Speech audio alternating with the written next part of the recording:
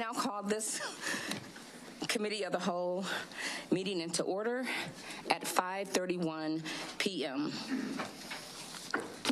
Please call the roll. Ms. Pearson? Present. Mr. Schubert? Present. Ms. McCall? Ms. Bennett? Present. Mr. Carpenter? Present. Ms. Haley? Here. Ms. Stanford? Here.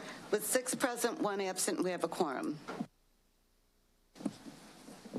We will now take a moment of silence, followed by the Pledge of Allegiance.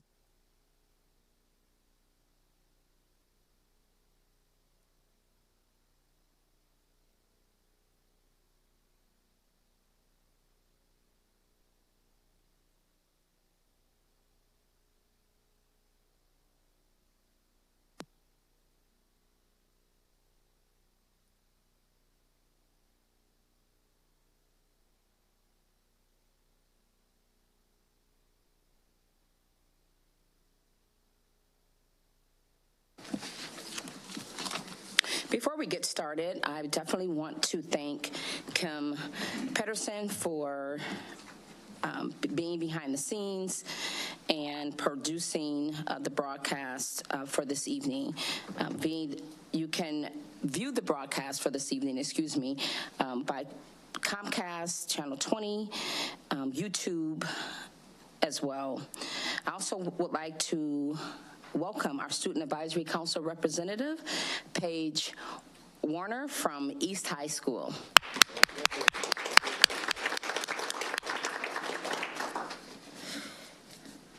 I also would like to remind everyone to please hold your questions until after the presentations. Before the presentations, I just want to do a quick check-in to let everyone know that we're doing things a little different where it relates to the committees. So every committee pretty much will have a co-chair. So internal, external stakeholder, a committee would be co-chaired by Ms. Nicole Bennett and Mrs. June Stanford.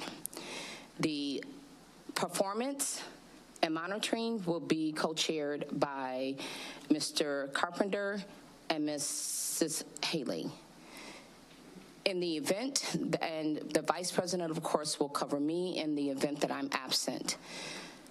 The secretary, who is Mrs. Stanford, will cover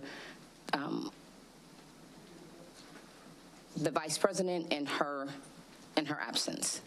So that is how the committee will move forward with the co-chairs. This will help the flow of our board and our committee, and this is a predominantly new board, and we want to make sure that there is support and we keep the flow in the event there's a spontaneous change or issue with attendance. So now it is in the hands of Ms. Stanford to report for internal, external stakeholder. Thank you. Did we miss the meeting minutes? Correction. Thank you very much. Anyone have any questions regarding the previous meeting minutes? And thank you, Ms. Goldsmith, for bringing that to my attention. If not, we will proceed. Thank you. And you can nod or a thumbs up if you approve the minutes. Thank you. I think we have a slide deck coming up.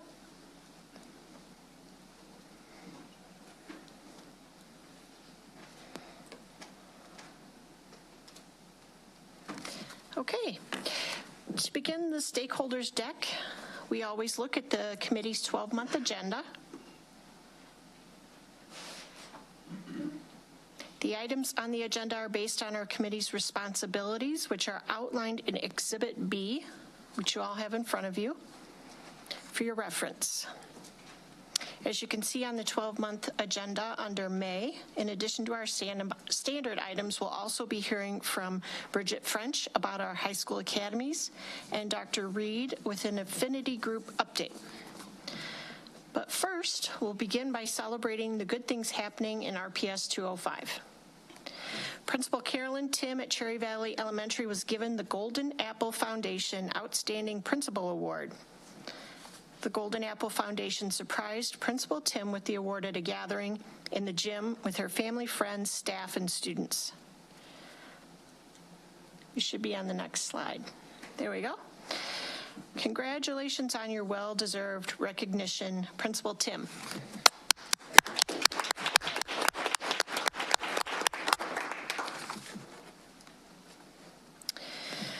Rockford Public Schools honored 31 individuals during the annual Those Who Excel celebration on April 20th. Those Who Excel is a state Board of Education program honoring employees who go above and beyond in doing their jobs. Individuals are nominated by their peers in 7 categories. The program is sponsored locally by Rockford Public Schools and the Rockford Education Association. This year's winners were Dan Marinelli, custodian at Summerdale, who won the Education Service Personnel non-certificated category. Jessica Berg, instructional coach at Ellis for student support personnel certificated. Madison Evans, language arts teacher at Kennedy for early career education. Martha Carlson, volunteer at Conklin, who won the school board member or volunteer category. Health Services Transportation Specialists, Amy Ekstrom and Beth Kreminga, winning the team category. Administrator Principal category winner Bridget French, Executive Director of College and Career Readiness. Woohoo! Justin Garnhart, Special Education Teacher at Guilford for the Classroom Teacher category. Congratulations to all the nominees and this year's winners of Those Who Excel Awards.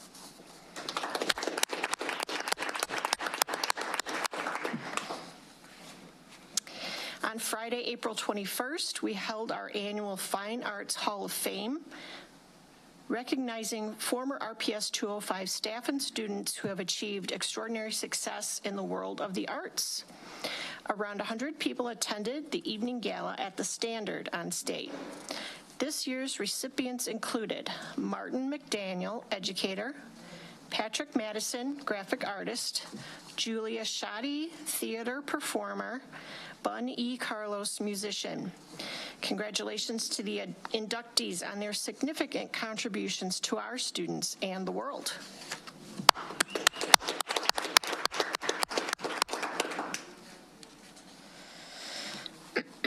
Our featured blog post this month is RPS 205.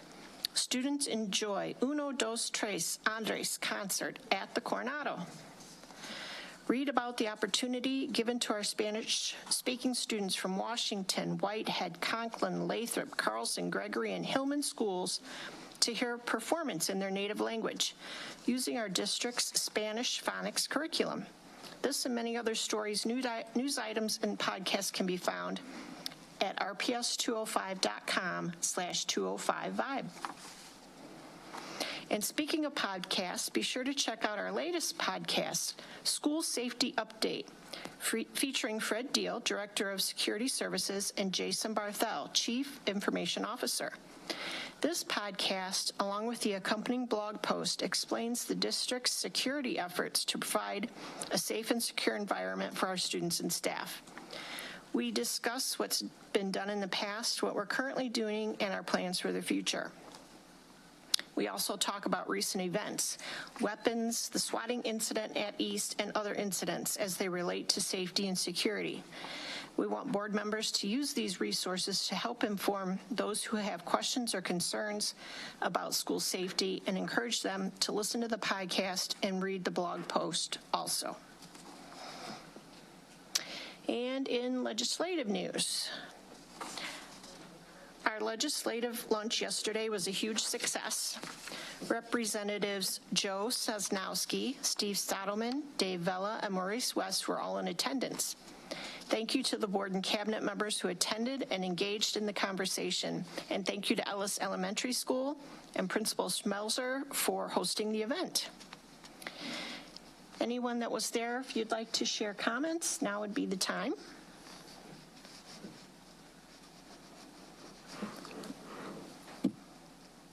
No one? Excuse me. I just want to simply say thank you to Mr. Smeltzer and his team there at Ellis for hosting the event and for our tour guide that led us, specifically Nevaeh, and my tour guides was Nevaeh and Addison.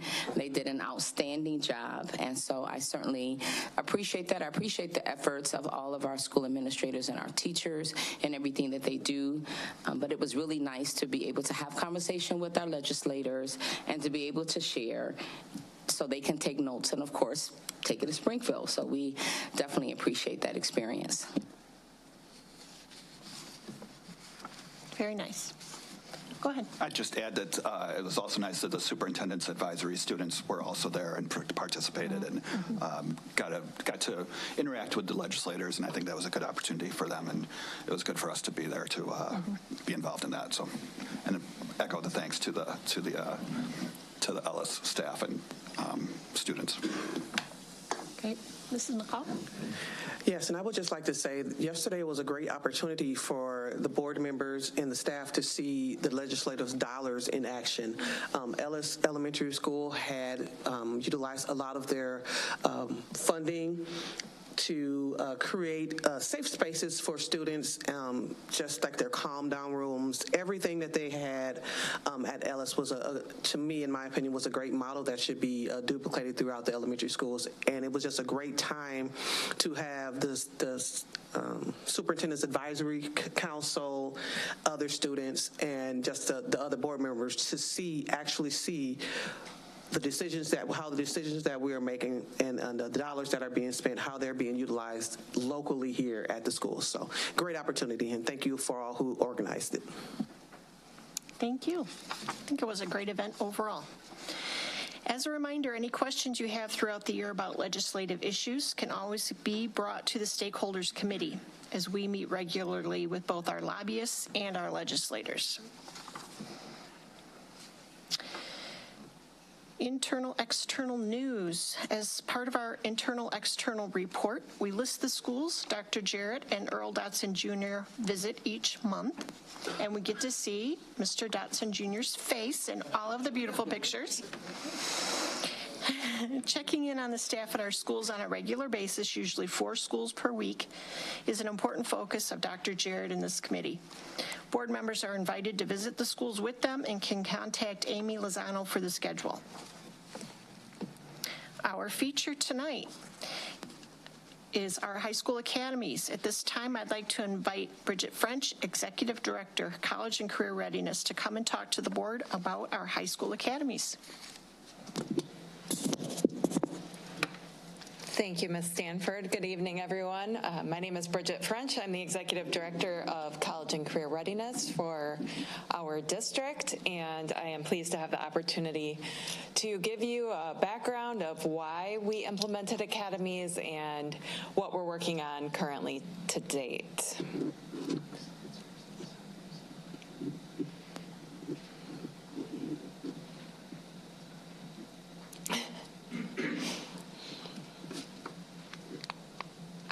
Okay, I got it. Thank you. So why academies? Because we want every student to have a place, and we want every student to belong. And high school academies exist so that all of our students exit our system college, career, and life ready. And I think the best way to illustrate that is through 4 student stories, 4 students that have all graduated from our academies in a different way with a different exit from our system. The first student is Ryan Smiley. He graduated from Guilford High School, was in the business and entrepreneurship pathway in the Business Academy, and in his business classes developed a business plan for an organization or a company that sells 90s vintage clothes. 90s being vintage is kind of funny to me, but it is. It is vintage clothing. He started his company online, and it was so successful that now he has a storefront on Madison just south of State Street.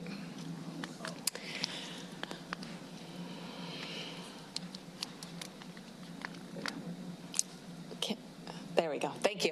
Our next student is Marshawn, who graduated from Auburn High School. Marshawn was in the fabrication pathway in the Production Academy, and he met the Plumbers and Pipe Fitters Union first at a Building Trades Expo, then had a site visit to their Plumbers and Pipe Fitters trades space, and then job shadowed there. Eventually, they offered him one of the coveted spots in their apprenticeship program, and he will be guaranteed a job with the Plumbers and Pipe Fitters Union upon completion of that apprenticeship. The next student, his name is Evan, actually is my son. He was in the Production Academy at Guilford in the engineering pathway and really did not know what kind of engineering he wanted to go into until he was a senior. And he took that environmental sustainability class, and it really sparked his passion for environmental sustainability and is now studying environmental engineering at NIU. But not only that, he was able to take advantage of the Rockford Promise Scholarship and had a merit scholarship for grades, really giving him almost a full ride to NIU, which has really been a game changer for our family. And our last student example is one student that has graduated from Auburn High School in the JROTC program, participated in those leadership education and training pathway courses all 4 years of high school, is now in the military. And when he completes his military years, will exit having a higher pay grade because of those courses he took at Auburn, and will then have his post-secondary education paid for by the military if he so chooses to go down that route. So what are academies? They are smaller learning communities. They are opportunities for students to learn through the lens of their academy, and they're an opportunity for students to engage in our business and civic community. Academies is not a program. It's the way we do high school. It is a model and a paradigm shift. This is what traditional high school looks like. We're all familiar with this model. We likely went through this model. And this is what our high schools look like. The big teal dot is our executive principal. To the left is the academy coach. The academy coach is the liaison to the business community for their school. The purple dots are academy principals. They own that academy. They stay with their students, and their students stay with them and their counselor all 4 years of high school.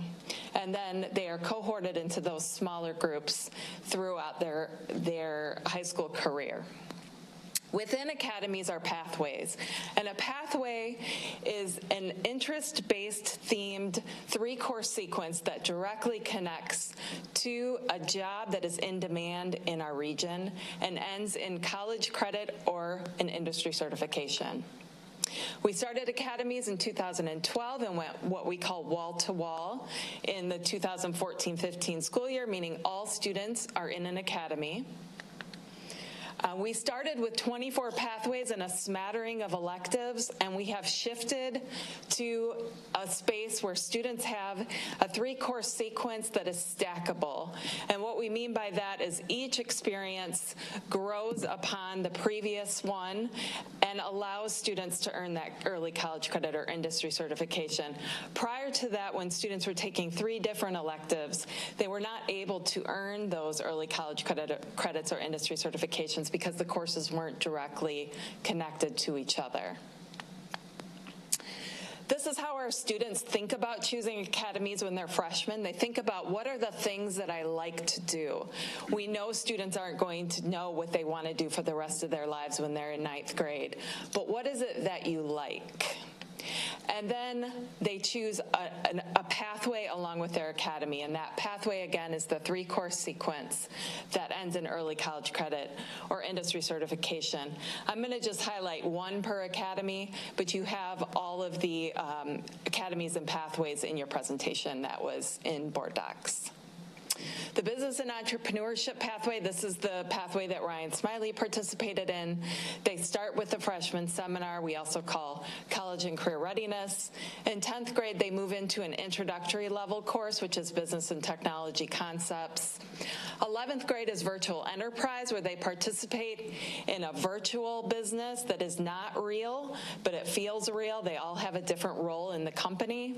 And then in 12th grade, they take a course called Incubator EDU, which allows them to actually create a real product or a business. And we have grant dollars or seed funding from business community members that provide funding for them to develop their business. In the Health Academy, we have a nursing and pre-med pathway that starts again with the freshman seminar, College and Career Readiness, goes into the intro class, introducing them to all healthcare career occupations, moves into medical terminology, and culminates with either medical science, where students earn a CNA license and 7 early college credits, or Biology 103-104, which is a dual credit course with Rock Valley College.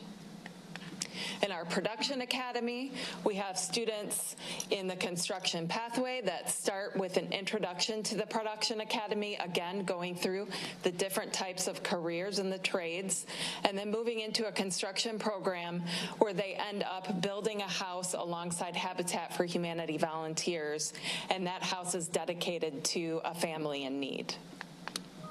And then in our Service Academy, you've likely heard of our partnership with Rockford University to grow our own talent. Students start out with psychology or child development. They move into education and child care careers, and then they end with 2 dual credit semester-long classes, Intro to Teaching and Educational Psychology. They also have the opportunity to earn a certification as either a para or a child development associate. This is what an academy student's schedule looks like. They still have ample opportunity to take electives alongside of their pathway courses. In particular, I want to point out 10th and 12th grade, where not only do they have an additional elective, but they have a 3rd opportunity in their schedule to take another elective those years of high school. This is what our partnership looks like with the building schools team. So my department in central office includes a director of career and technical education, the director of master scheduling, our work-based learning team, and then we work closely with the academy coaches in each high school to ensure we are appropriately connecting the buildings with the community resources that they need. And then we've also hired a 6th academy coach that is specifically hired to work with students with special needs to ensure those students have the same opportunities as our traditional students to access our academies and work-based learning opportunities. One key component of academies is that students have an opportunity to experience problem-based learning. So instead of just doing projects, they are really leading their own learning through inquiry and the teachers are embedding those academy themes into what we call the core content areas: English, math, social studies, and science. We also want 95% of our students to have an experience with an employer every year of high school. And not only have we set our goal for 95% of our students to achieve 1 experience per year, but many of our students experience far more activities with employer partners throughout their high school career, and this is just a few examples. So where are we now? In 2017, legislation was passed called the Post-Secondary Workforce Readiness Act, which really bolstered our work. We were able to launch transitional math and English, which I'll explain in a minute. We were recognized for the work we've already done around our work-based learning experiences and continuum, and we are creating plans to implement college and career pathway endorsements on our high school diplomas.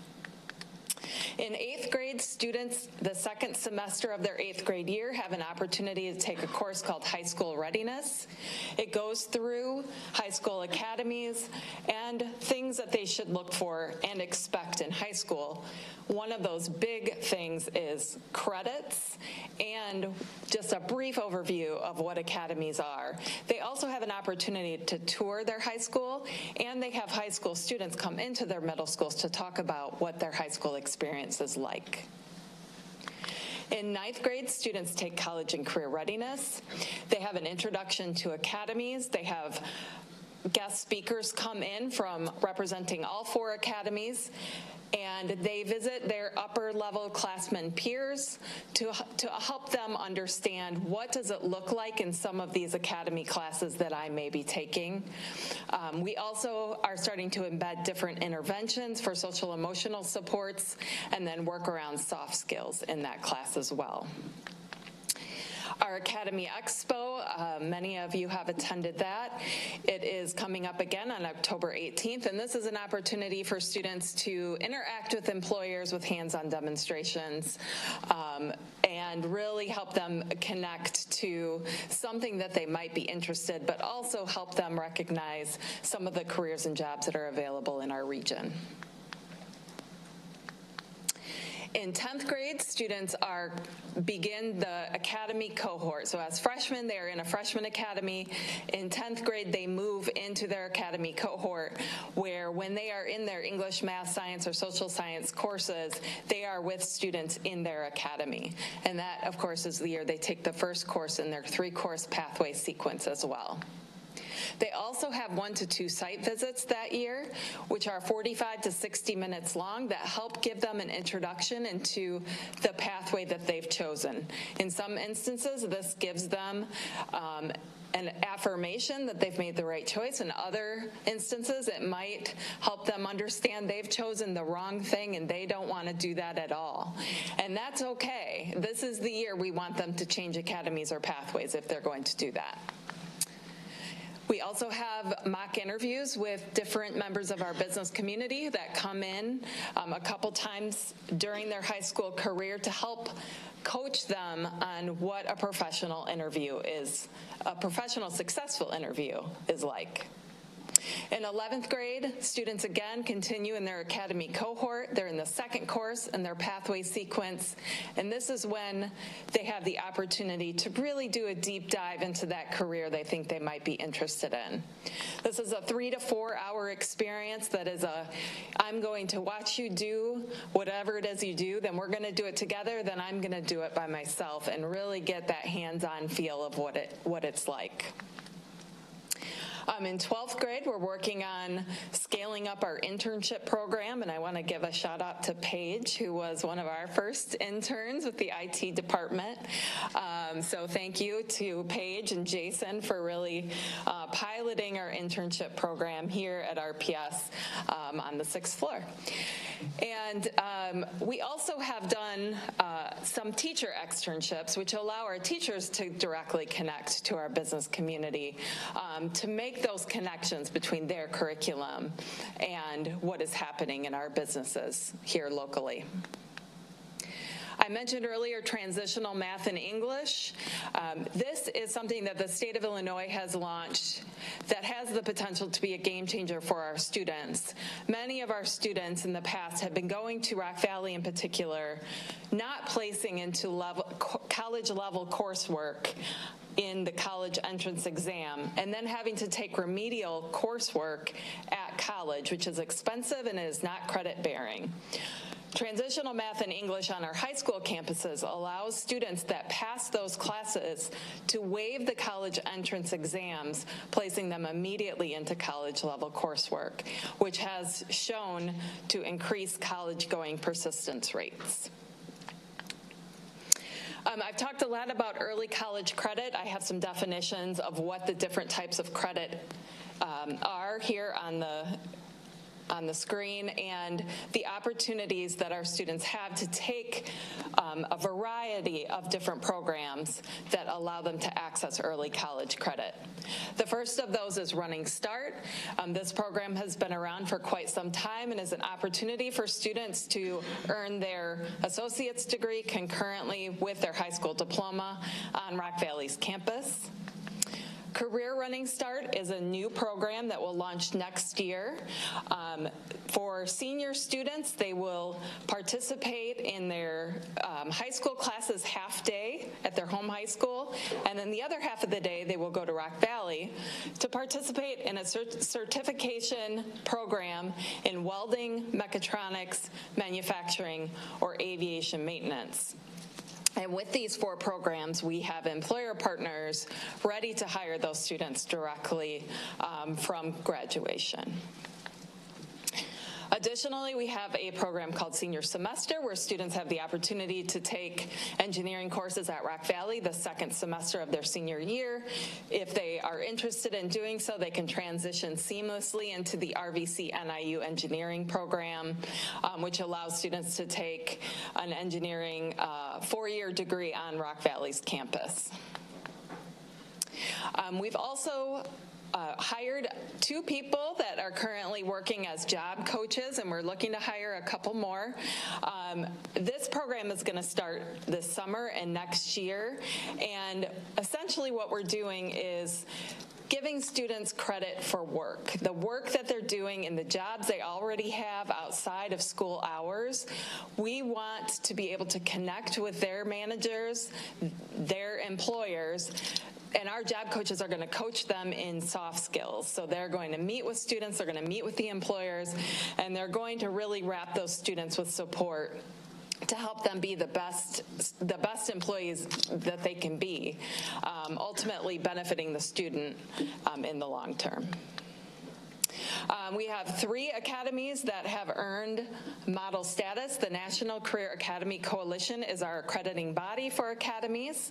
And we had 2 academies, which you'll read about in the superintendent's update, that were reviewed last Friday.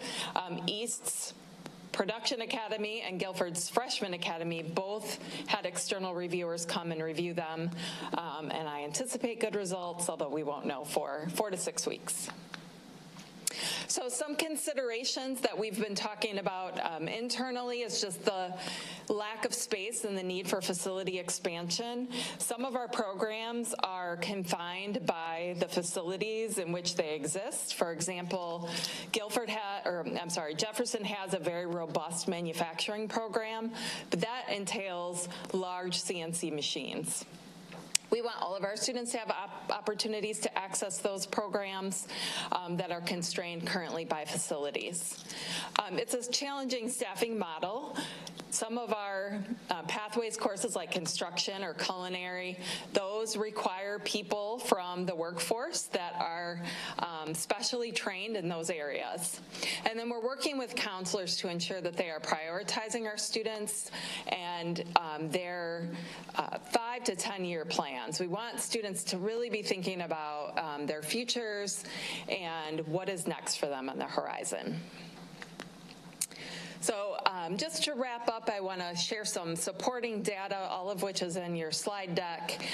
But we receive federal Perkins and state CTEI dollars based on students that are enrolled in career and technical education courses taught by a career and technical education teacher. And that funding is 2 years in arrears. So it is based on the number of students that pass those classes in those CTE designated courses. It's a little bit of a complex formula. Happy to explain it to you at another time if you are interested. But our funding is the highest in the region, partly because we have the most students, but partly because our team has done a really good job of ensuring that our teachers have the certifications that they need and are able to get based on their past work experience to benefit our students. Advanced placement numbers are disaggregated by race and ethnicity up on your screen, and I think probably what's of more interest is the number of students that have passed the AP exams with a 3 or higher. That is what colleges require for college credit. Our our team has done a great job of focusing on expanding dual credit opportunities for our students. Credits earned versus credits attempted is defined as credits earned are students that earned a C or higher in the course, and credit attempted would be a student that was enrolled in the class but did not pass. So you will see that there are very high pass rates for our dual credit courses, and there are high percentages of students that are earning college credit as a result of participating in our dual credit coursework. We have hired a work-based learning coordinator who has done a great job of continuing to engage our community. This year, we shifted from an ad hoc approach for job shadows to academy weeks. So the week before last, all of our students in the Health Academy, all juniors, went out to a business site. And that has helped us with our business partners to give them an idea of exactly when those things are going to happen for planning purposes for all of the parties involved. And so that is the drastic increase in job shadows is largely in part due to our work-based learning team and our academy coaches. And then, as you know, our freshman on track rate has continued to grow in part because of that student belonging piece. We heard on Friday with our freshman model status review that students cited they really feel like they belong and they really feel like they have someone that they can go to, which is really critical in a student's success.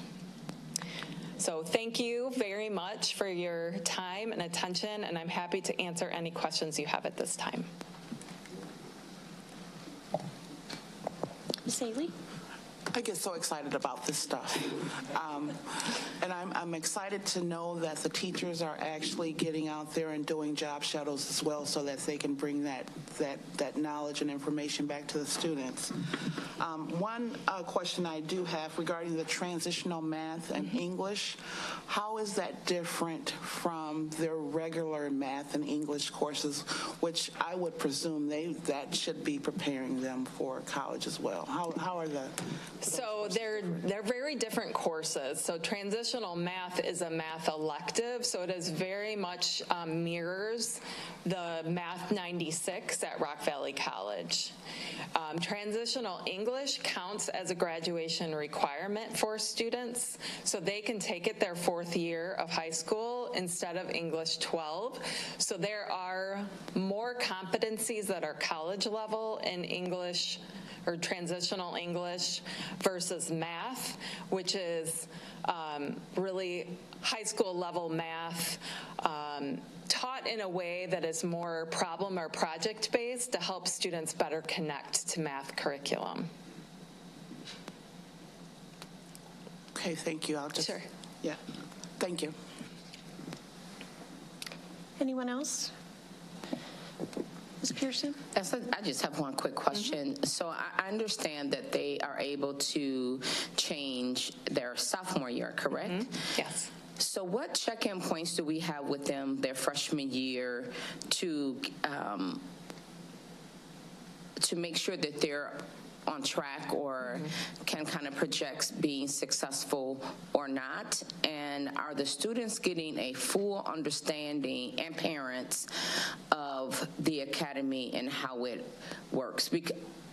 And do our staff fully understand? Because the feedback that I've received is that once they enroll in the academy, they're in that academy until graduation. And that's the understanding of some parents. So they can change in 10th grade, but it is a very deliberate conversation with the counselor and the principal and the parent. And that is intentional because we don't want students to change because a girlfriend or a boyfriend is in a separate academy or that's where all their friends are. However, we do let kids change if that conversation takes place and all parties involved feel it's the best for the student.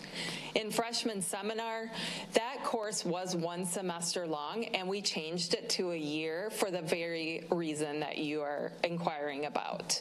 We want students to take that entire year to think about the choice that they're making. So not only are there guest speakers coming into the classroom, we have students coming into the classroom that are in the academies. We have an opportunity for them to go into the classrooms of their peers. And they have regular check-ins with their counselors. And then part of that smaller learning community meeting that the faculty and staff has is very deliberately talking about students and their needs in the academy. Thank you. Sure. Ms. McCall. I have a quick question. If you would return to slides 65 and 66, or 66, I'm sorry. So could you explain to me, I see there's a huge disparity, between the different races. Could you give me an idea of why and maybe what is being done to combat that percentage disparity? Because it's, staggering. So if you could elaborate on that for me. Sure. Dr. Jarrett. Yeah, I really would love to weigh in on this. This is something that really has jumped out on us. So if you go back to 2000, our work from 2011 to 2022, we had a real access gap with advanced placement students, and it was very disparate in terms of availability for African American students. And we have subsequently done a really good job of increasing access to advanced placement for all students. But one of the things you'll see in our data is that across the board, we have struggled with advanced placement success rates. So as we have opened access up very substantially, and we've dramatically increased the number of students in AP classes, and the way we've done that is we've stopped having admissions-based requirements. Basically, if students want access to that class, they have that access, number one. Number two, we often have principals, Mr. Rundle at Jefferson is famous for this maneuver, that will assign a student to a class and say, if you want out of this advanced placement class or this honors class, your family member will have to come in and advocate for you to be out of the class. So we try to add those supports. But the reality is advanced placement pass rates are very low across the country, and it's a high stakes test. And when you look at our academic attainment levels as a system, it's not surprising to see that we do struggle with success rates. So if you move on from slides 65 and 66 to slides 67 and 68, you can see why we've really buttressed that really kind of almost unilateral focus on advanced placement for dual credit, and we have dramatically increased dual credit options for our families. Why do we do that? Because dual credit is a highly transferable credit, and success rates are approaching 90%, and we do not see the same level of racial disparity. So this has been a very direct strategy. So while we continue to offer access to advanced placement and want that to be a core portion of our strategy, we have really dramatically increased dual credit access because all of our students, frankly, with a 41% pass rate have struggled with that. But we are also seeing that as an equity strategy, dual credit is a much better strategy for us in terms of having more equitable outcomes. So that has really been a two-part strategy to both continue to support advanced placement access, knowing that we still have work to do on our pass rate, but rather than waiting on the pass rate to get better, we have dramatically increased access to dual credit so that we're not just kind of putting all of our proverbial eggs in one basket for a student to get access to college credit. Thank you. Mm-hmm. I'm sorry, I have a question. So in terms of the advanced placement exams, how specific are we in preparing for the exam, or is there? Or they are, lack of a word, randomly, or more like, were they proficient? how does the exam piece work? So the exam is a standard exam administered by the College Board, and each of our courses, our advanced placement teachers, have to have a College Board approved syllabus. That syllabus demonstrates that they have the rigor and the skill and the content that would prepare students for the test. So everything is approved at the College Board level. The preparation for the test should be embedded in the coursework.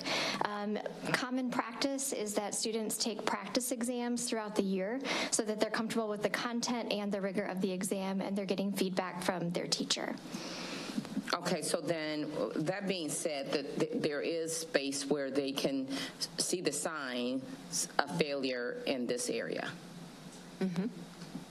Thank you. Go ahead.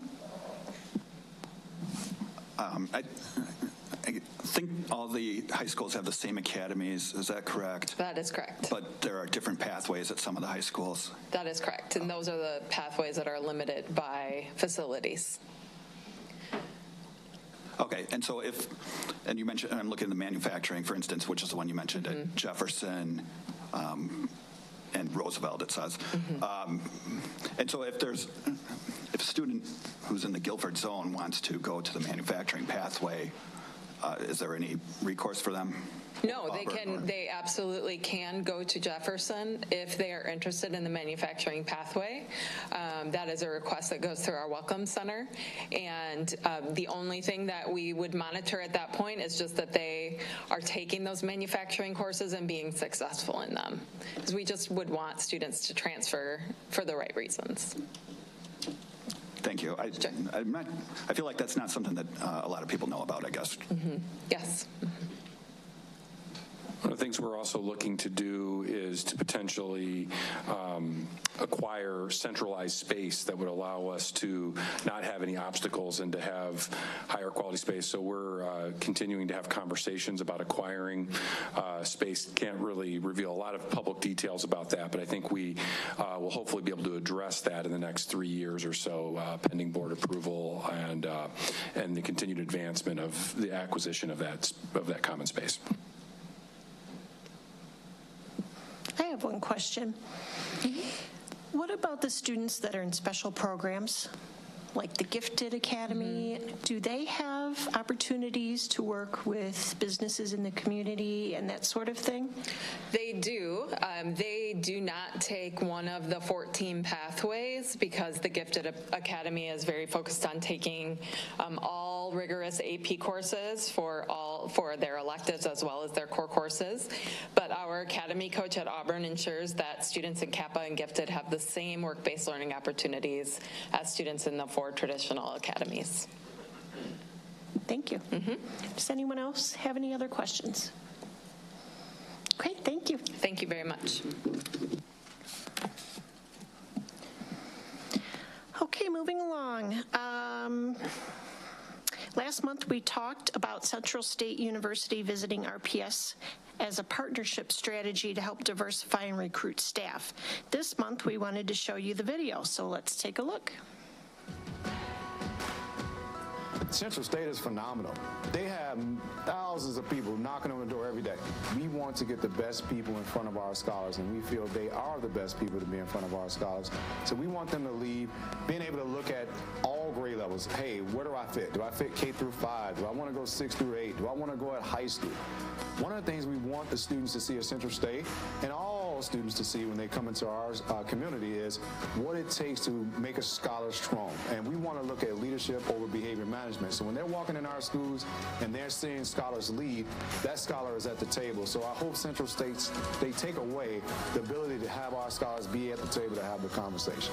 We haven't been here but 24 hours.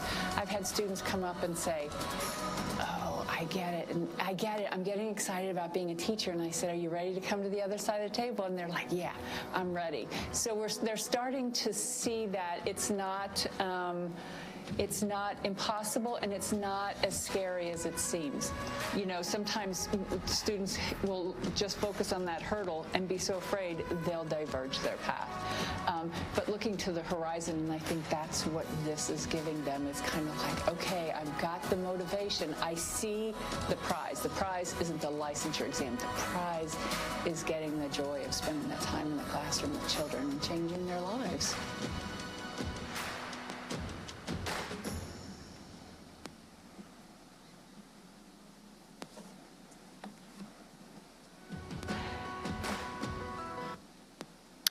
Okay, moving on. I'm going to turn the floor over to Dr. Jarrett, who'll continue the discussion around our board calendar. Thank you, Ms. Stanford. I just want to highlight really not a lot of need for discussion tonight, as much as just bring the board's attention back to a document that I hope we can probably spend some time together at our upcoming planning retreat. Of course, I'll work with President Pearson to come up with that agenda in more detail between now and June 10th. But basically, we have committed to 6 categories of stakeholders that we want to work with through this committee. One is staff, and you can see that starting on slide 12. And then we move on and we have students, family, college and career, and business. We saw a bunch of that tonight in Ms. French's presentation. Government, local, state, and federal. We just had a wonderful event in that area with just yesterday. And then community and board. We have, for example, the Eliminate Racism Forum on Thursday. So lots of these things are already happening. We're not necessarily inventing a lot of new ideas, although we are going to do some additions as well. But really, I just want the board to take some time and, as a new board, familiarize yourself with where we're starting from. And my hope is we can review what we have in place, look at strengths, weaknesses, and opportunities to improve this list of items, and then ultimately build a stakeholders calendar for the year so that we are balancing our time in these 6 groups, and we're balancing our work with these 6 groups to ensure we have the proper staff assigned as well as board member commitments in these areas. So I just want, if anything, to take a look at what exists now and spend some time between now and when we have the opportunity to have a real conversation about this. And what I'll do is we will work with the stakeholders committee and add, subtract, and change and turn this rough draft into an actual calendar for the 23-24 school year, which starts in July. So we're sitting here in May now, and I think our goal would be to be ready on July 1 to have our kind of our year planned out. Obviously, things will come up as the year goes on, but I want us to have about 90-95% of it laid out as we start the year. And so in order to do that, please familiarize yourself with what we have right now. Please feel to ask any questions that you have, and I will keep this on the stakeholders committee agenda for June, and then so we'll have one more chance to talk about it, and then on June 10th, if it fits into our agenda, we can have that deeper conversation, or we'll find a board meeting in June to finalize the list, depending on the pleasure of the board. But I want you to know this is something we will continue to look at until we can once and for all kind of finalize our plan with how we're going to engage with these 6 groups. I really wanted this new board to take a fresh look at this. We've been studying it for a while, and I want to give you the chance to familiarize yourself a little bit with that as well. So for this evening, I'd be happy to just answer any questions about what is currently on the list. And then if you have any suggested things that you see are missing, please feel free to send me an email, and we'll keep adding things before we move on to having our final conversation about what the calendar looks like. So for now, I would just open it up. Are there any questions about what's on the list?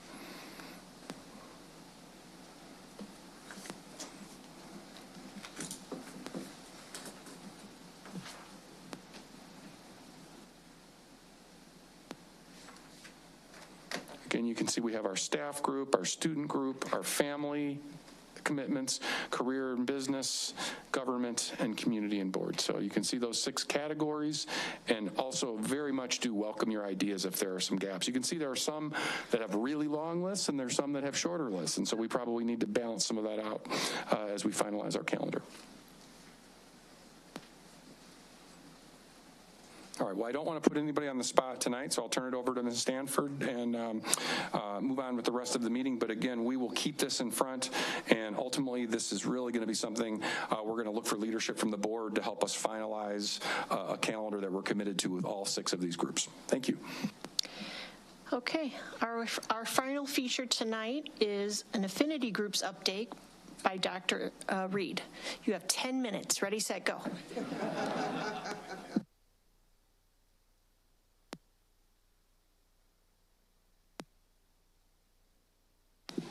All righty. Just for the, is the clicker thing working today? Turn it on. Oh, you turn it off for me?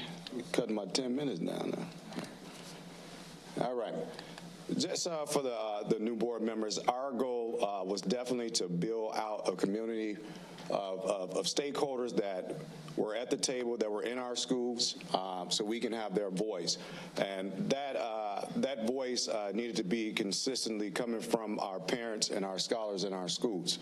So our goal initially was to make sure that we had 200 parents, and I'll just touch point overarching, we are at 207 parents, and we have many more parents wanting to join that group so they can make sure their voice is heard. The next slide will show how we plan to use these various groups. But I will say the scholars, we wanted to have that organization built out. We wanted to do it by the end of the year. We're already 85% there, so most schools have scholars that will be represented and be able to share their lived experience in our district. I do want to thank the partnerships with Maureen, Earl's team, Heidi, and everybody's feedback. We did already begin to listen to these parents and these various stakeholders as we begin to build out our community. Another thing is that we're looking at how equity ties into belonging. We believe that when scholars belong in our schools, they show up and show out, and that we should see our attendance increase as we continue to build out equitable spaces within our school communities. The next thing is CPI, Crisis Prevention Intervention. Our entire district, bus drivers, lunch aides, everybody that faces a scholar will be trained in this. And that is something new because we want our bus drivers to be able to have that conversation that is proactive. We might not know it, but the bus driver is usually the first experience that many of our scholars get.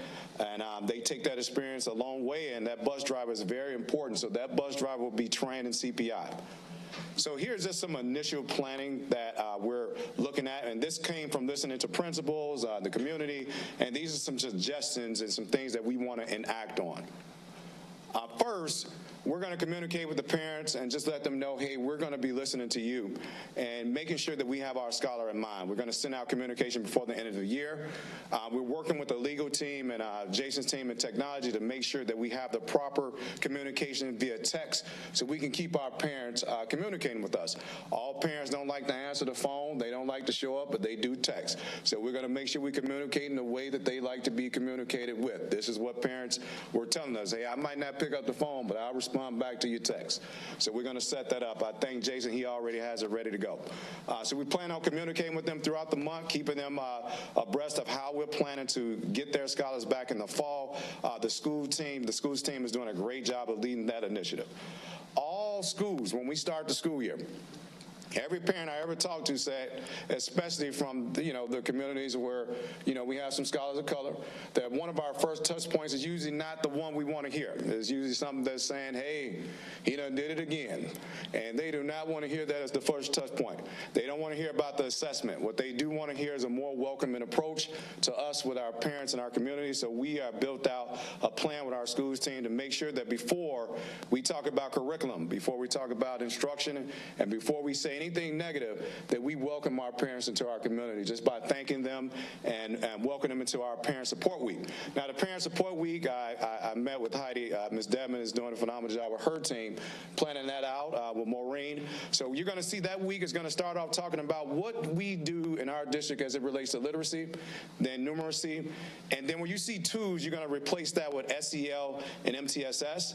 And then we're going to make sure that the families know where our twos are in our community. If your scholar is struggling with tutoring, this is where they go.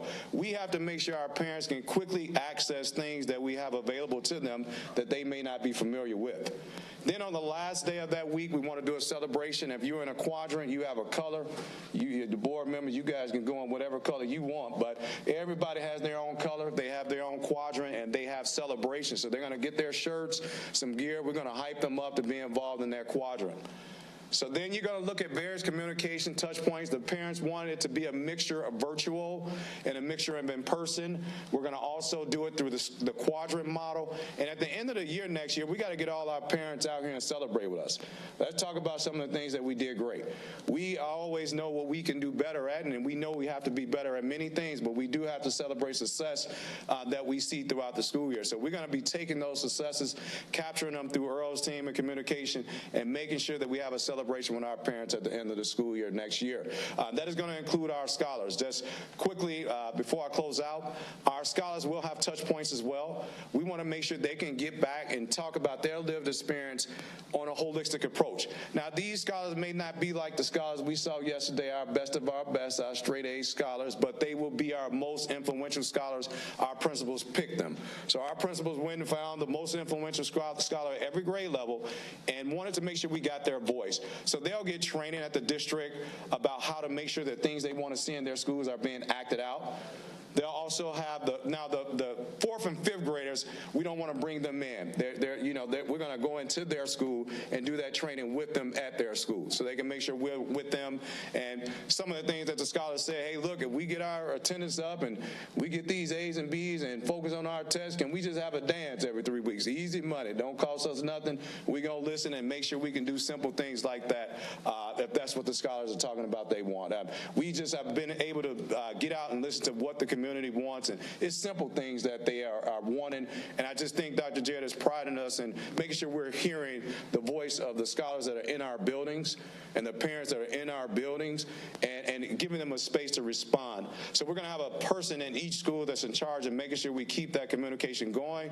And our next step is to get you all a one-pager to see where the board can every quarter get in and engage with the parents and scholars on a quarterly basis, likely via Zoom and in-person touch points each quarter. So that is our plan, and this plan is taking place, and I just want to thank everybody for quickly helping us build out our parent community and our scholar community. Any questions?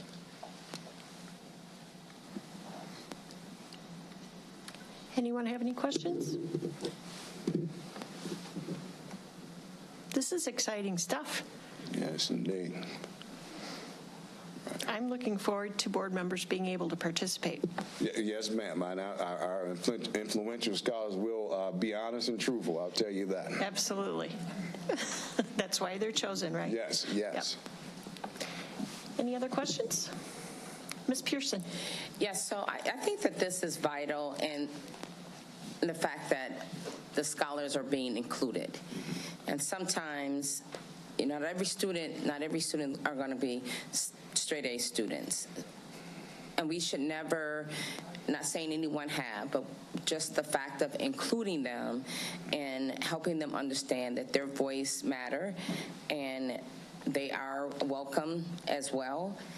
And it could motivate them to strive even more academically. So I think this is a really great move. I appreciate your efforts. Thank you so much. Anyone else? Thank you. Thank you all. Okay, we always end the stakeholder slide deck by showing the board calendar. Remember to visit board docs to review the calendar. Events are added frequently. That's the end of our committee. Thank you, Mrs. Stanford. Ms. McCall will now lead us into the Planning and Development Committee portion of the meeting. Thank you. Thank you. Tonight we will have our final FY24 budget presentation. Morgan Gallinger, the Chief of Schools, will present the budget presentation for the schools teams. Okay, Morgan. All right, thank you and good evening all. And yes, it's Gallagher, like the family from Shameless, or the guy who likes to smash watermelons. I'm going to just pause for a moment while I wait for the deck to come up. Thank you, Kim.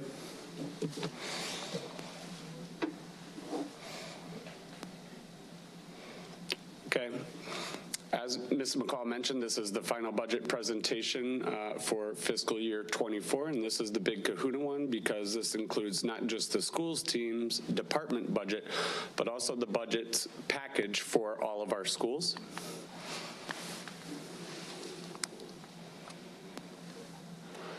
Quickly, this is a breakdown of the membership of the schools team. It is myself, executive assistant, and 4 executive directors. Together with the executive directors, we provide all the support and supervision to the administrators in our district, and you can see the breakdown of which schools we support by quadrant. Our schools highlight in terms of our schools budget is pretty broadly stated. 1, making sure that we have very strong tier 1 instruction that is occurring in every classroom, every school, every neighborhood. And then 2, that we have effective tier 2, tier 3 supports in place in our schools for students that are struggling with attendance, sense of a belonging, their social emotional state, and of course academics.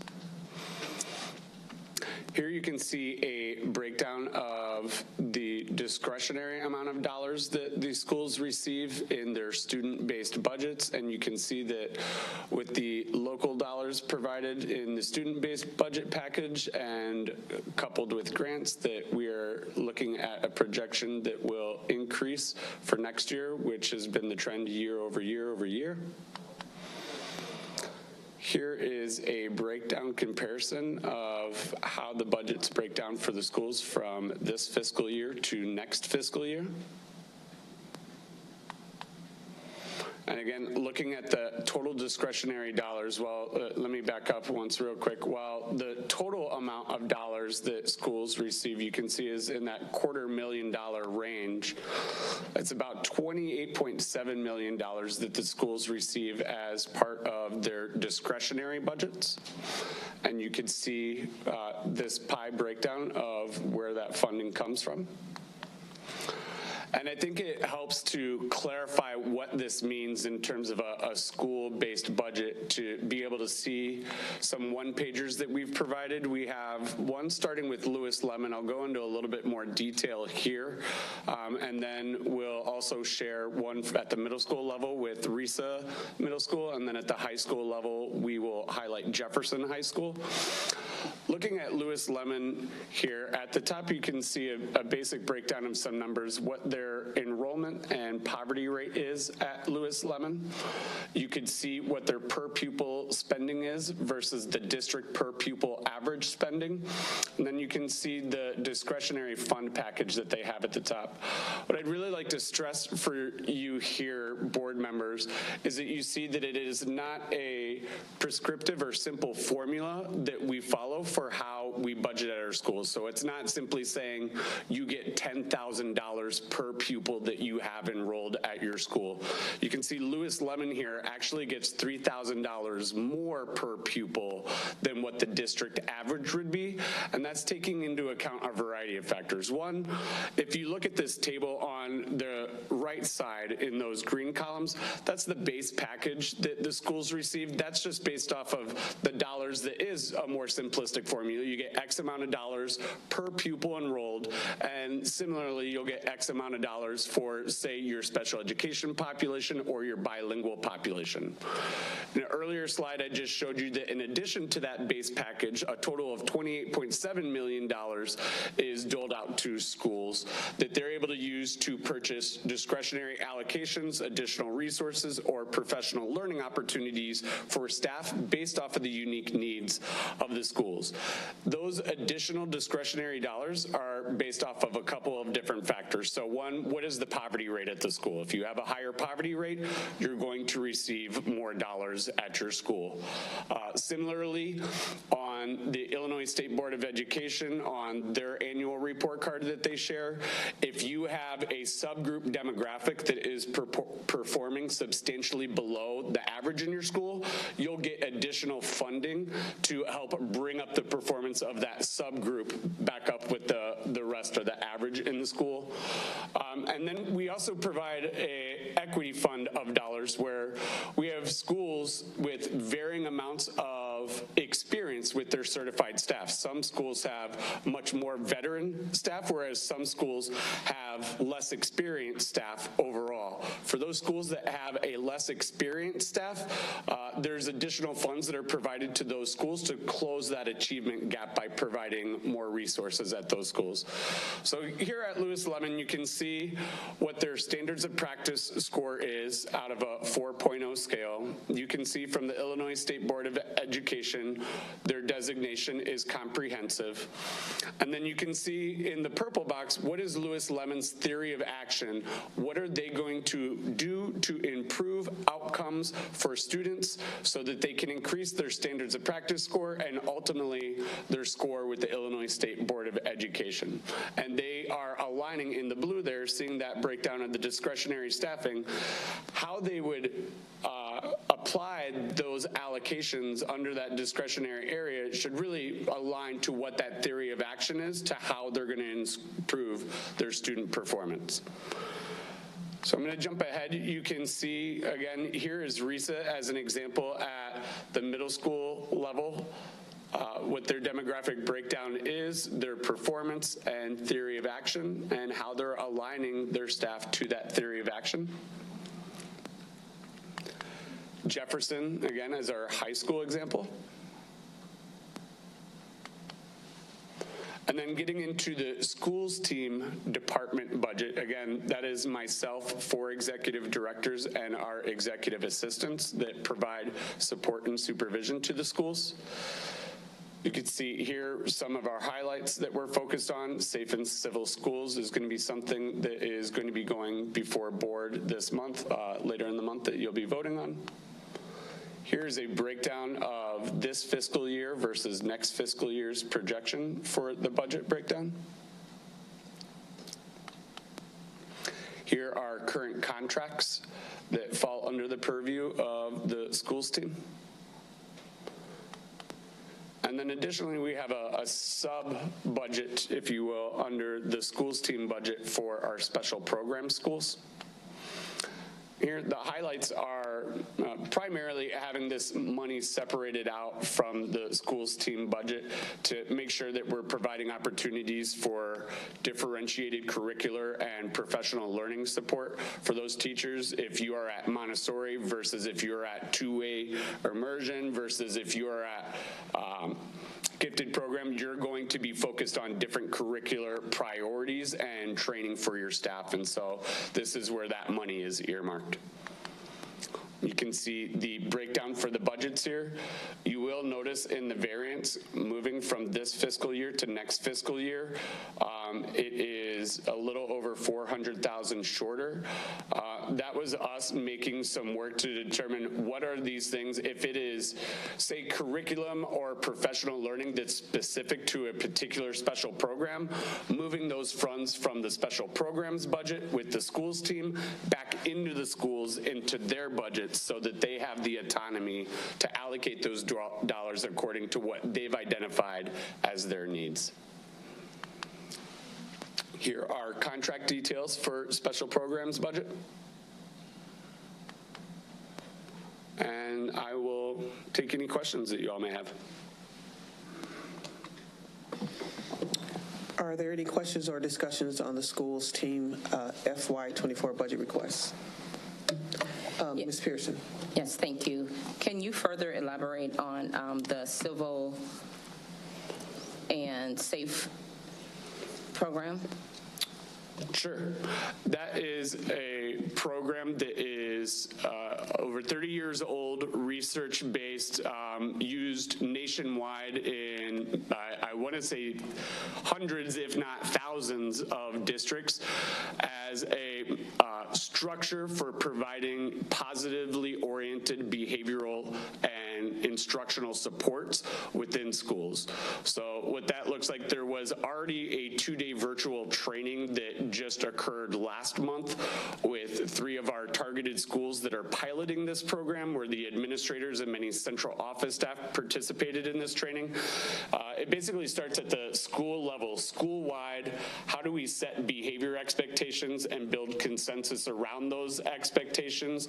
And then it drills down to the teacher level and the classroom level. What are our expectations for how we conduct instruction in the classroom?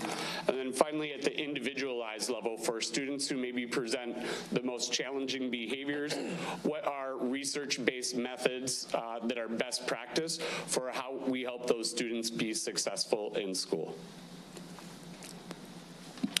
Thank you. And what feedback have you received from staff regarding this approach? Overall, I've received very positive feedback. We involved principals and several central office staff from the outset when we realized that we wanted for some of these schools that are where students are presenting or exhibiting more challenging behaviors. We vetted multiple different programs. Safe and Civil Schools is the one that really has the most robust research behind it in terms of reducing referrals, reducing in-school suspension, reducing out-of-school suspension, reducing chronic absenteeism, increasing student engagement. So it was really I think the robust research behind it that really got everybody on board with this is the program that we want to use to have universal expectations for how we manage behavior and set instructional practices school-wide. Thank you. And I also have another additional question, and you may have to get back with me on this, but I understand that there is discretionary funding for our schools, and you explain the extra funding given based on poverty level at each school. And I understand that there is a process in which these funds can be used. And I can't say that I ever really received a solid answer where it relates to Title I funding. But what happens to the funds that are not used? Does that circulate, roll over, or we have to give it back? Or what exactly happens with the Title I funding if it's not utilized? So on an annual basis, the district can carry over any unused funds, and then those funds must be expended by about midway through the year, by December 31st of the next academic year. So if a school rolls over some funds, they can put it into, for example, a transitional program for students in August to welcome them back to school. They can put it into professional learning for staff as they start the school year, et cetera. But the dollars are not lost. They carry over. Thank you. Mrs. Bennett. I know in the packet you had McIntosh listed as one of the schools, but you said that there were 3 that were piloting. Can you tell us what the other 2 are? Constance Lane and Lewis Lemon. Okay, thank you. Mrs. Stanford. Can you go back to slide 6? It's the total schools budget summary. There's a significant increase in purchase services and mainly in supplies. Can you tell me kind of what that increase is? Primarily inflationary. Wow. Okay. There's no new shiny objects that we're buying for next year out of those lines. Okay. Okay, seeing no other questions, we will move on to the review of the consent items. There are no Planning Committee consent items for the May board meeting, so this will complete our report for the Planning and Development Committee, and thank you, Mr. Gallagher.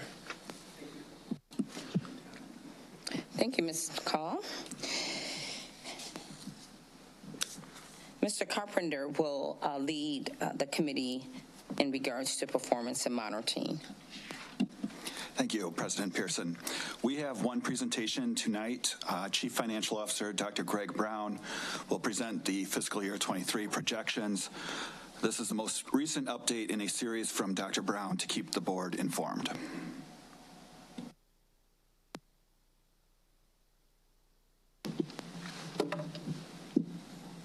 We have just a one pager we're going to try and pull up here real quick. There we go. Lots of numbers on a page, just what accountants like. This is really just an update on where we think we're going to end the current fiscal year. So we have started to make a few revisions to where we think we're going to end up on the revenue side. When we gave the last update, we really didn't have anything to really change on the revenue side. Everything was really tracking pretty much as we as expected it to. But what has happened over the last couple of months is we've seen a significant increase in the corporate personal property replacement tax receipts, much like we did last year. We had a real windfall of what they call CPPRT money. We're seeing that again this year to the tune of probably about 20 million or so more than what we were anticipating when we put the budget together last year. So that is a good news item. The one thing to note about that, though, is that is one-time money. That does not continue to come in every year. So the amount of money that we get from that is really the type of money that should be spent on one-time things, not on things that recur from year to year. On the expense side, we still do expect to see some lower costs for our substitute costs. As you guys have heard at multiple board meetings, we've had a tough time filling, substitute requests at the buildings. We also believe that our contracted transportation is going to be down a little bit. We have seen in our subcontracted transportation with Sunrise and Everdriven the same problems that we've had with our own bus drivers, them not being able to fill all the routes. And so we only get billed on the number of routes that they actually run, and so we do feel like we're going to see some savings there. When fuel prices started to come down, we did start to see some savings there. Fuel prices have ticked up a little bit, but we think, at this point in the year, we feel good about having some lower ones there. We also have lower contracted costs for our school resource officers this year in security services. They did have trouble filling those positions again this year, and so we are going to be under on those. And then right now we're actually tracking very well on workman comp claims, and so we think in the tort fund we're actually going to have some savings from what we originally budgeted there. So overall, with the increased revenue and the modestly decreased costs, you'll see in that first column there that we've actually gone, if you look at the surplus deficit, the third line from the bottom, we've gone to probably about a $14 million surplus right now is what we're projecting for the current year versus what we were originally estimating of about a $13 million planned deficit. So just to talk about that planned deficit a little bit, that was not with the operating funds. That was with the one-time money with a lot of the ESSER spending that was going on with construction and then monies that we had accumulated in previous years to work on capital projects. So, that was, again, something that was planned in the budget. So any questions on this?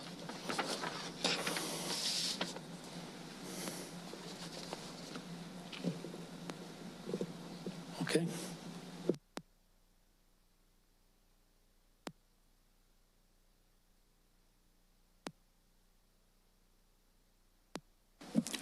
Thank you, Dr. Brown.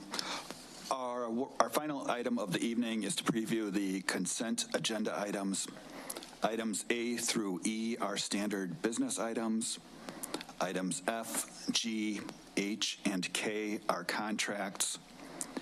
Items J, L, M, N, and O are all bids. And the agenda lists the bid opening dates and the date of board action. And just as a clarifier, I guess, the bids are a multi-month process that include advertising the bid, facilitating a pre-bid meeting, providing a period for bid response, receiving the bids, opening the bids, evaluating the bids, and then awarding the bid winner. Evaluating the bids can take several weeks, especially if an interview or presentation process is included in the terms of a bid. And also the board agenda items reflect the bid opening date. Board action occurs once a winner is identified through the evaluation process. And the executive summary provides the information the board needs to award the bid. Are there any comments, questions, or concerns?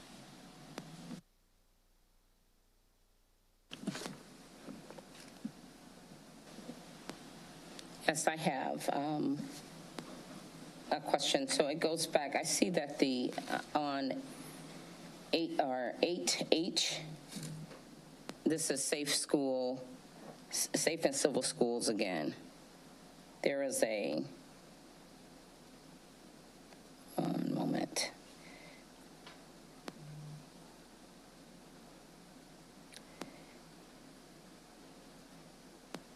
In the background portion of that, Mr. Gallagher, can you elaborate a little more on the problem and opportunities?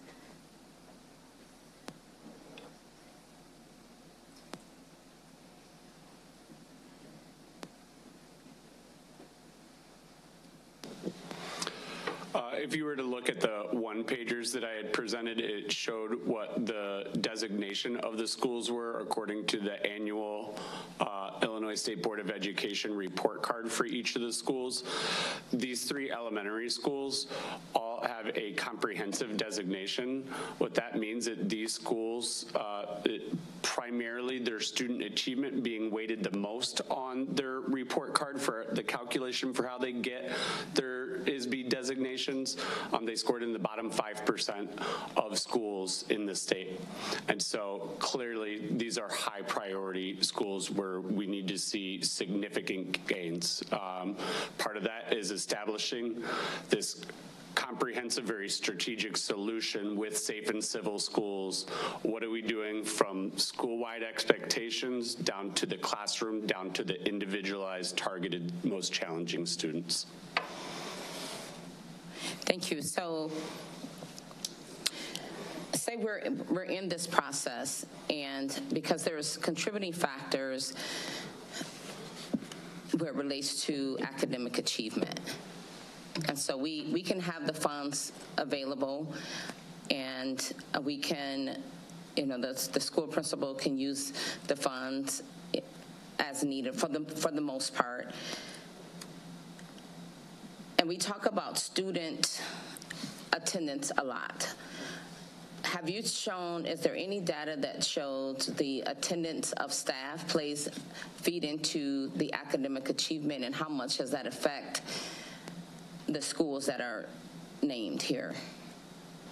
Lewis Lemon, McIntosh, and Constance Lane. I would not be able to cite anything specific to you in the moment, but I would be happy to provide something to you. That's fine. Mm-hmm. Okay, thank you. Yep.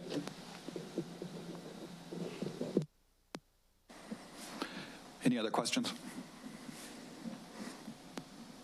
That concludes the business of the Performance Monitoring Committee. Thank you, Mr. Carpenter.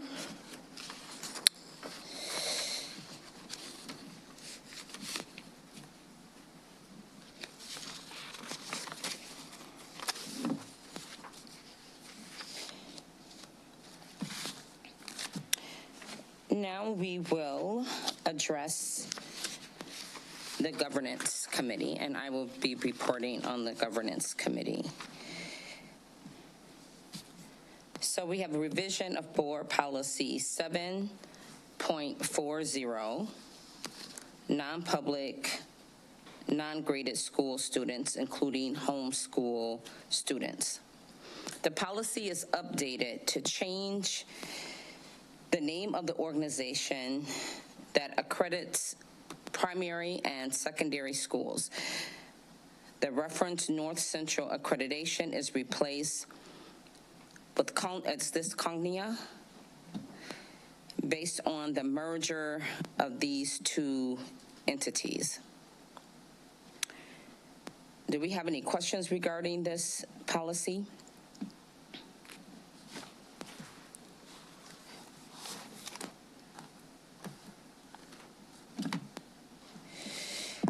So I do have a question. So do we have any history on when this merger had taken place?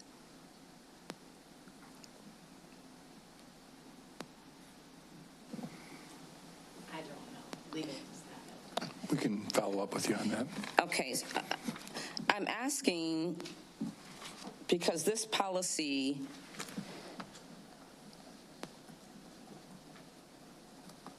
was reviewed multiple times.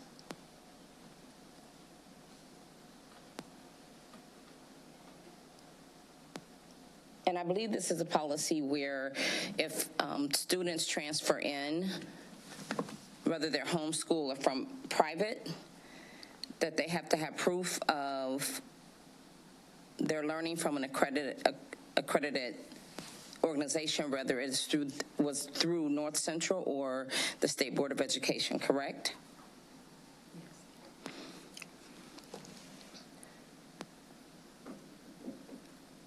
So my question is, and you all can get back with me, because if the merger have taken place, did it change any of the criteria that we were to confirm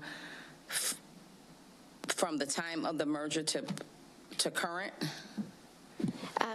The curriculum department generally handles these requests, and we take every course that comes our way for each individual student and ensure that either the course is accredited, which is sort of automatically we provide credit then into our system, and if it's not, then we do either a proficiency exam for the student or we dig deeper into the curriculum. Thank you. So in regards to the proficiency exam, so say a kid transfers in and a proficiency exam is completed and they're in, say, 9th grade, but the proficiency exam shows 7th grade. What do you do with that So we would, level? I'm also assuming as a part of the context for this case study that the student isn't from an accredited homeschool program. So they're age-appropriate freshman year. We don't have an accredited course. We can't prove that the student had taken an accredited course. We could administer a proficiency exam. If the proficiency exam, the student doesn't pass it and it shows us that we have some academic concern, then what we would do is alert the school right away that a Tier 2 intervention is likely appropriate, and we would test the student to have academic data to appropriately place them. But a credit would not be awarded. Okay. So just for clarity and make sure that everyone understands. So they're entering into our school. So now say they're homeschool, and now they're supposed to attend Guilford, and they test extremely below. We're going to place them in 9th grade and just offer services to them. Is that what you're saying? Ms. Goldsmith can help me out here if I get this wrong, but we have sort of age-appropriate recommendations as well. We wouldn't take a 15-year-old student and place them into a middle school, for example. Right. We would place them age-appropriately and then add the academic supports. So if the student was coming to us and they didn't have standardized test results either, we would administer a screener so that we had data to place them in the support that they need and then progress monitor them. Thank you. Mm-hmm.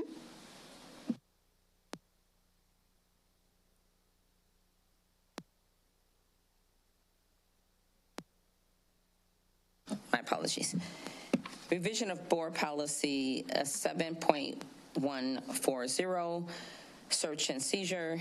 This policy is updated to reflect use of various kinds of metal detectors, not only walk-through detectors, as one example, language specific to the use of the detectors, such as instructions to students regarding placing personal items on the table, is removed to an administrative regulation. Are there any questions on this revision?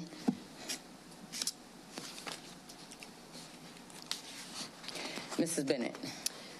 In the revision, so the sections that you just said were going to be updated are redlined, so does that mean that they're being included or they're not being included? Mrs. Goldsmith will answer. When you're looking at the red line, the underlined part is what is being added in, the language with the strike-through is what's being proposed to be removed. Okay. So, okay.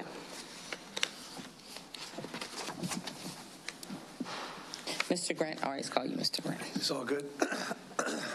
So I guess what's the context for the update? Was there a particular incident or reason, or it was just time to update the policy, or what was the impetus?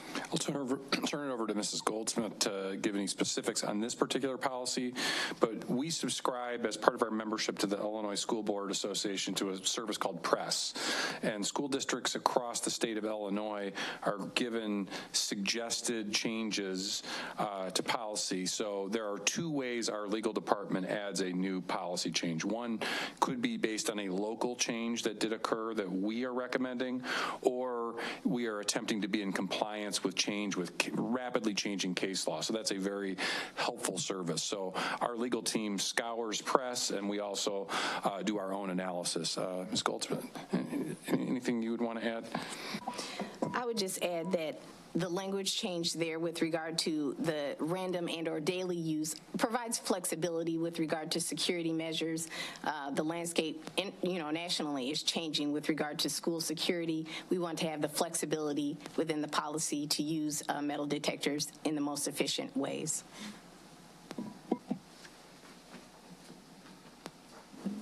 Mrs. Bennett.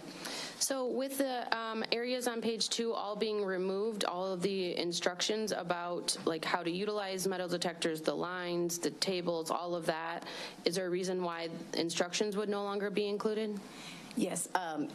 As Ms. Pearson indicated in her script, those sections are being removed from the policy and placed into an administrative regulation and or procedure, so that those are more procedural things that don't necessarily have to be in the policy. They're in the procedure, which guides the kind of day-to-day use or implementation of the policy. So the language is not, going away, just moving to a procedure rather than in the policy itself. Anyone else? Okay, so if I could add one, I guess. So I'm skimming it, I guess, but it says that school authorities may authorize the random and or daily use. And so is there also a provision for, like, that implies that there's nothing, nobody's suspecting anything when they are subjecting the students to these metal detecting activities, right? Correct. Okay. Is there a time that they can be used when there is a suspicion of a student, or is it all just random, or either random or everybody gets it, I guess? Yes, Mr. Carpenter. When you look on page 1, immediately, the paragraph immediately under students, it says school authorities may search a student and or the student's personal effects in the student's possession when there's a reasonable ground for suspecting that the search will produce evidence that the particular student has violated or is violating either the law or the district student code of conduct. Thanks. So this is a slight problem in that there's a difference between a policy and a procedure. Policies has accountability attached to it. And a procedure is just a method, for some. So I'm not sure that I can support a change in the policy because there's a few things, and we're redlining lots here.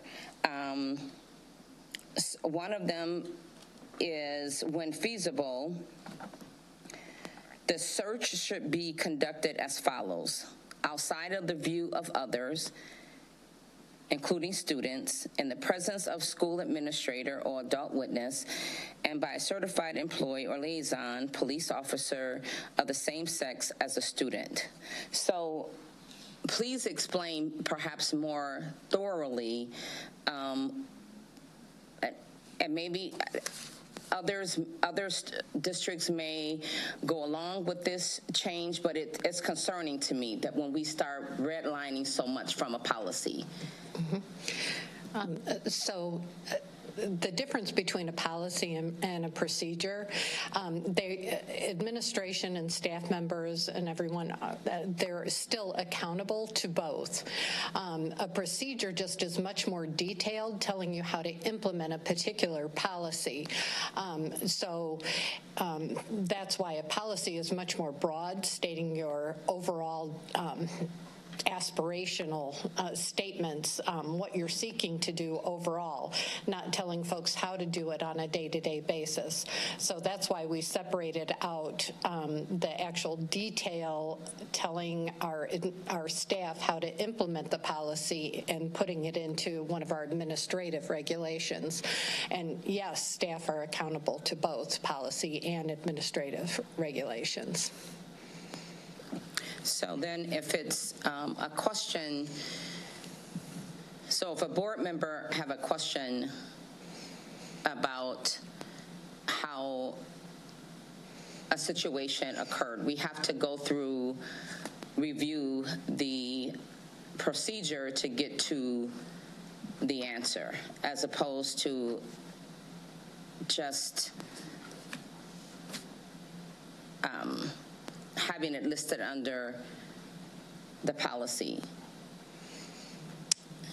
I'm not sure I'm tracking exactly, but your policies and the administrative procedures are both on board docs as well. So you can review them all either on board docs or they're also on our website, but it's easier on board docs for you to access them, and the general public can access them there as well. Okay, so everything, and this is just for public information because it's gonna come up, no doubt, most likely through a discipline packet. So how much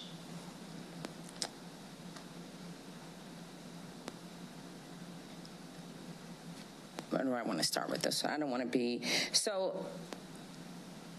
If this is one of the same, why do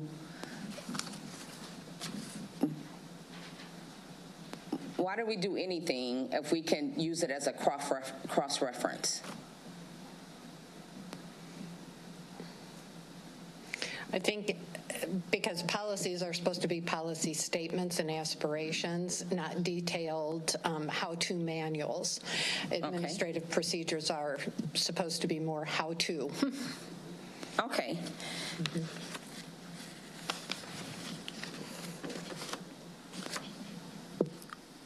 And just one last thing, just to make sure, the procedure will match the information that is redlined in this procedure and this policy will be found in the procedure. That's correct, and probably more information as well. Thank you. Okay, so, okay. I'm sorry, Ms. McCall. I just wanted to make a statement. So policies and procedures usually go hand in hand. So as she stated, the policy is going to list the overall goals, and the procedure is going to give you the instructions. So we always want to remember that both go hand in hand. You can't have one without the other. That's all. Thank you. Very good. I just think that as a new board, the public should have reassurance, because the old saying, it's a new board. If you're gonna do anything, you better do it now.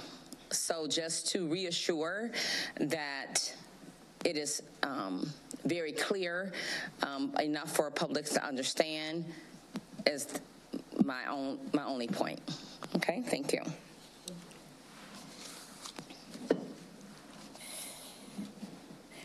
Any other questions?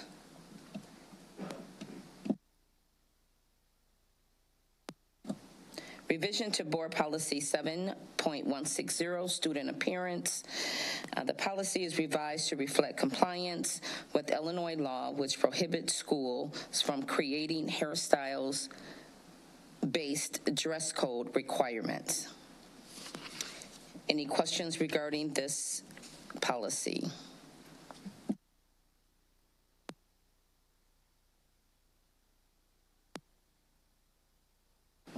And this policy is also going to be switched over to a procedure. Okay. So let's talk about the policy. So the policy is not, this policy is not going to be changed to a procedure. The changes that you see in the red line specifically are the important language that is being added is underlined, that the district does not prohibit hairstyles historically associated with race, ethnicity or hair texture, et cetera. That's the part that's being added in response to a change in Illinois statute. So we try to keep up with, as the law changes, we try to timely update the policy. Thank you. Again, any questions regarding this policy? Madam President, may I also clarify? Yes, you may. Okay. In addition to that, you will see our dress codes are in the Student Code of Conduct and Student Handbook, so that in essence is the procedure. And so the procedures do have to comply with this particular statutory mandate as well. So it's not labeled a procedure, but it is the Student Code of Conduct and the handbook. Thank you very much. I just have an example because I'm getting feedback from the community. Someone went to Kennedy, and under the previous administration, there were no hair bonnets worn allowed, and apparently they've kind of reverted back to that. And we don't allow hoods being worn and caps being worn. Is that something that need to be added or created an expectation? Does it violate the student dress code, or is it simply up to the school administrator? It's not up to the school administrator. We do have our dress code that does prohibit the wearing of hoodies on top of the head, not, so they do ask them to take that down. That being said, we do accommodate religious requests. So for example, if there's a hijab or if a turban is needed because of a religious preference or need, then we will accommodate that.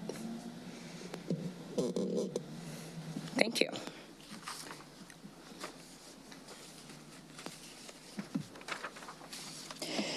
Revisions to Board Policy 7.285, Food Allergy Management Program. The policy is updated to address the statutorily mandated anaphylaxis guidelines. Anaphylaxis is a serious life-threatening allergic reaction which usually occurs within a few seconds or minutes of exposure to allergic substance. The policy guidelines address prevention of anaphylaxis and medical emergencies. Are there any questions regarding this policy?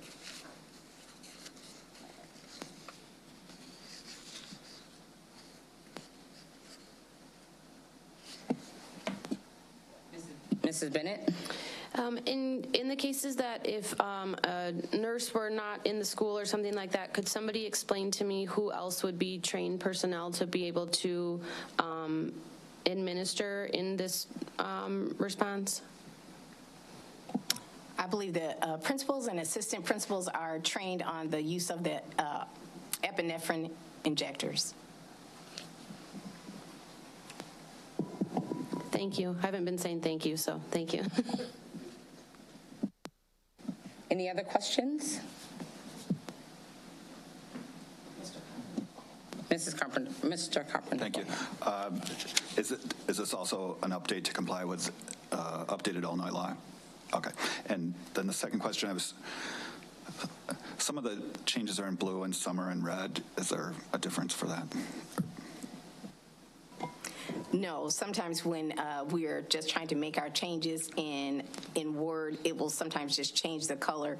If you go back in at a separate day, it might be red. We try to make those changes consistent, and I do apologize for the inconsistency in color. It's no problem. I just wanted to make sure I wasn't missing anything. Thank you. Anyone else have any questions? I will now preview the consent items. Items 10C, the district each calendar year posts to or keeps available for inspection by the interested party the determination of prevailing wages. Preview of consent items, meeting minutes, contract purchase orders, prevailing wages, freedom of information log. Any questions?